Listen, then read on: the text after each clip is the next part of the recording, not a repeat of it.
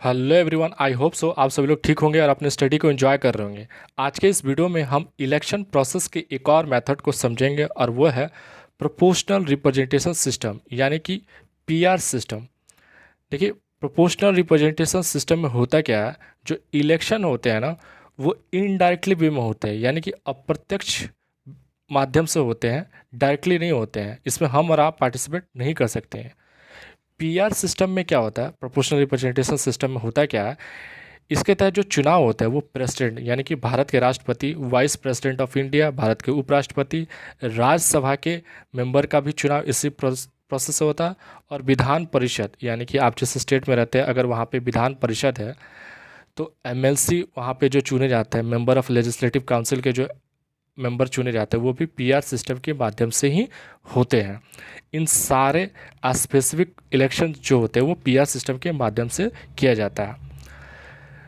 देखिए, भारत जो है एक लोकतांत्रिक डेमोक्रेटिक कंट्री है, जहाँ पे इलेक्शन जो करवाए जाते हैं ना, वो डेमोक्रेटिक प्रोसेस से होते हैं, जिसके लिए दो मेथड यूज किए जाते हैं। इलेक्शंस के दो मेथड वो काफ़ी इंपॉर्टेंट है।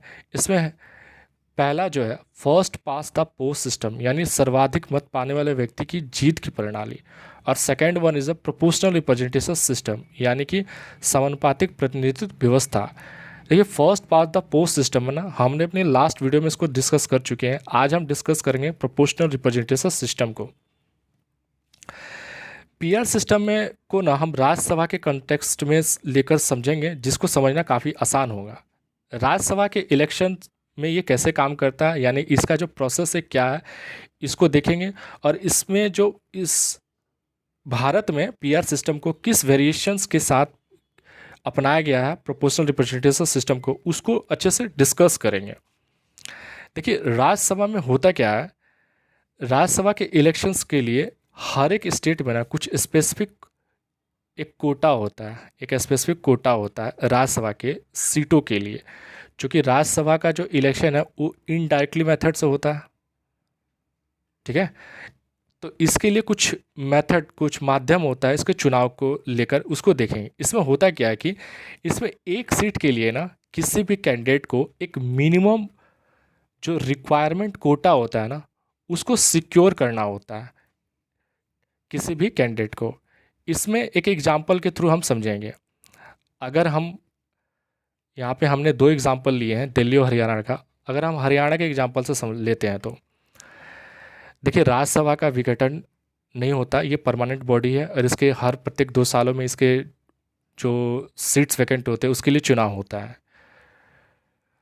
अगर हम हरियाणा की बात करते हैं, एग्जांपल लेते हैं, एक एग्जांपल के थ्रू लेके समझते हैं ताकि इसको समझना आसान हो जाएगा। अगर यहाँ पे 2 सीट्स वैकेंट हैं, ठीक है, 2 सीट्स के लिए चुनाव होने हैं, और प्रत्याशी कितने कितने कैंडिडेट कितने हैं, 4 हैं।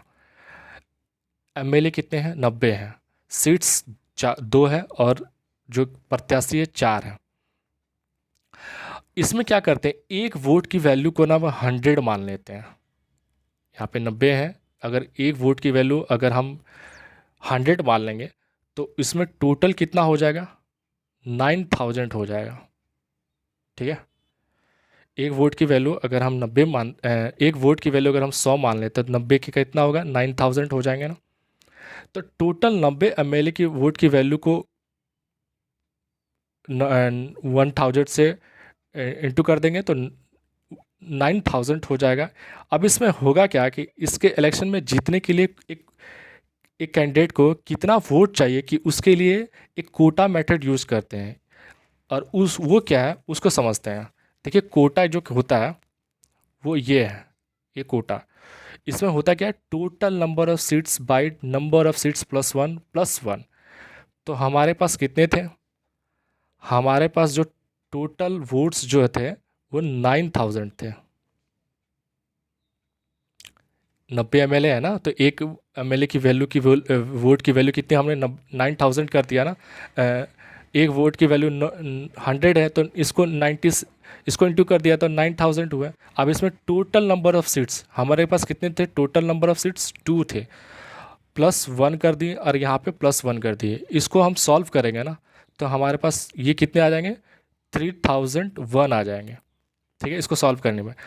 अब इसमें होगा क्या कि अगर एक वोट की वैल्यू 100 है ना, तो इसको 100 से फिर से डिवाइड कर देंगे तो हमारे पास टोटल 30 के आसपास आ जाएंगे।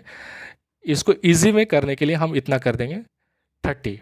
ठीक है, तो अगर किसी भी प्रत्याशी को 30 ML अगर उसको मिल जाता है, 30 ML का समर्थन मिल जाता है, तो वो प्रत्याशी अपना चुनाव जीत जाएगा। अपने सीट्स को वो अपने सीट्स को डिक्लेयर विनिंग डिक्लेयर उसको घोषित कर दिया जाएगा।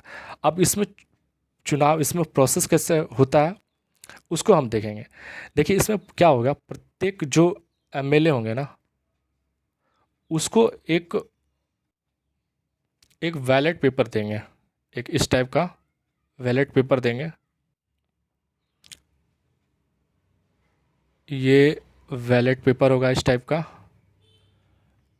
4 प्रत्याशी थे हमारे पास, 1 2 3 एंड 4। देखिए ये बैलेट पेपर हो गया, ये इस तरफ कैंडिडेट का नाम हो जाएगा, ठीक, कैंडिडेट नेम।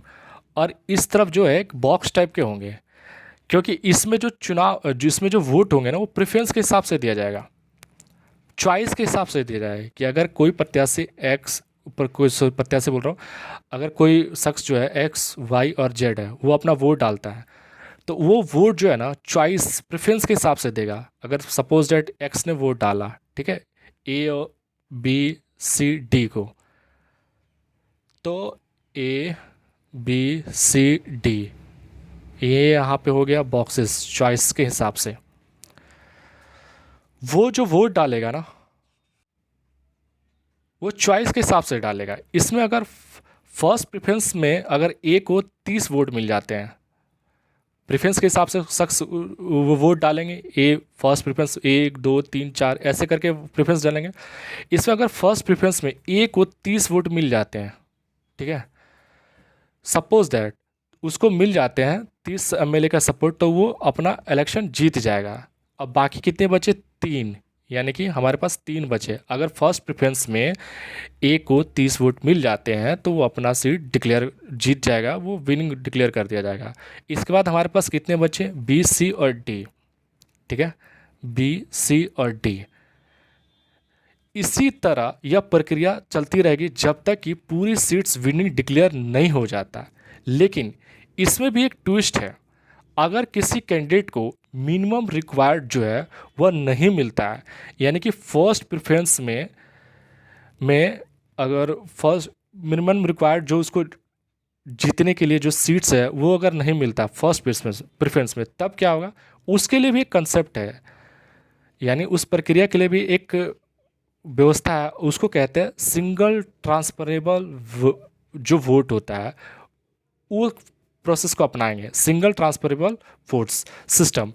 इसमें होता क्या है कि वोट अगर आप एक ही बार देंगे, लेकिन इसमें होता यह है कि अगर किसी भी कैंडिडेट को फर्स्ट चॉइस वोटिंग में अपना सीट्स नहीं निकाल पाए हैं, तो उसको यह देखा जाएगा कि फर्स्ट चॉइस देने वाले में अपना सेकेंड चॉइस किसको दिया है, किसको दिया है।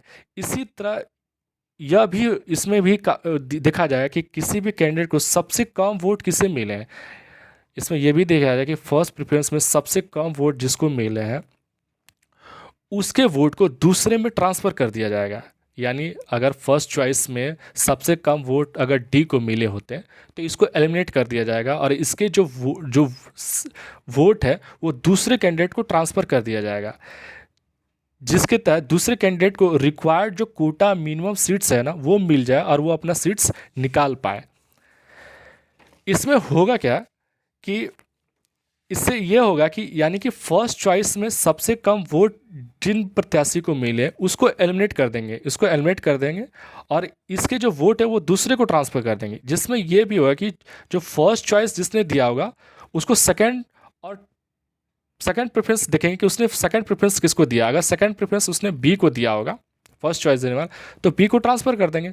अगर बी को अगर 28 वोट मिल रहे होंगे, पहले किसी ने दिए होंगे, इसके ट्रांसफ़र करने के बाद अगर इसके वोट की वैल्यू 30 हो जाती है, तो वो अपना कैंडिडेट अपना सीट जीत जाएगा ना, क्योंकि इसको तो एलिमिनेट कर देंगे, सबसे कम वोट इसको मिले हैं फर्स्ट चॉइस में, तो इसके वोट को ट्रांसफ़र कर देंगे। अगर बी को पहले 30 वोट मिल चुके होंगे तो इसको 2 सीट्स की नहीं रिक्वायरमेंट होगा ना, 2 वोट की, तो इसके वोट को ना इसमें ऐड कर देंगे। ठीक है, इन दो जो सबसे कम होता है ना उसको एलिमिनेट कर देंगे और उसको ना वोट को ट्रांसफ़र कर देंगे। और यह सिलसिला तब तक चलता रहेगा जब तक रिक्वायर्ड नंबर ऑफ कैंडिडेट्स जो है ना अपने रिक्वायर्ड मिनिमम वोट्स के साथ जीत नहीं जाते, उसको अचीव नहीं कर पाते। तब तक ये सिलसिला चलता रहेगा, इसमें देखते रहेंगे कि सबसे कम वोट किसको मिले, उसको एलिमिनेट कर देंगे, उसके वोट को ट्रांसफ़र कर देंगे और दूसरे को दे देंगे, ताकि उसको जो जो रिक्वायरमेंट कोटा है वो फुलफिल हो जाए, क्योंकि जीत के लिए कितना चाहिए, 30 ही चाहिए ना। तो कम वाले का वोट दूसरे को ट्रांसफ़र करेंगे तो वो वोट मिल ही जाएगा। तो ये सिलसिला तब तक चलता रहेगा जब तक जो हमारे पास सीट्स है वो विनिंग डिक्लेयर ना हो जाए, क्योंकि एक टाइम के तो में ऐसा होगा ही ना कि जिसको मिनिमम रिक्वायरमेंट चाहिए वो उसको मिल ही जाएगा। फ्रेंड, इस प्रकार ना हमने पीआर सिस्टम के कंसेप्ट को डिस्कस किया, इसके पूरे डायमेंशन को हमने समझने का प्रयास किया। आई होप सो आपको ये अच्छा लगा होगा। फ्रेंड्स, अगर आपको ये वीडियो पसंद आया हो तो आप इसको लाइक करें, शेयर करें एंड सब्सक्राइब करें, और हाँ, आप इसके बेल आइकन बटन को दबाना ना भूलें।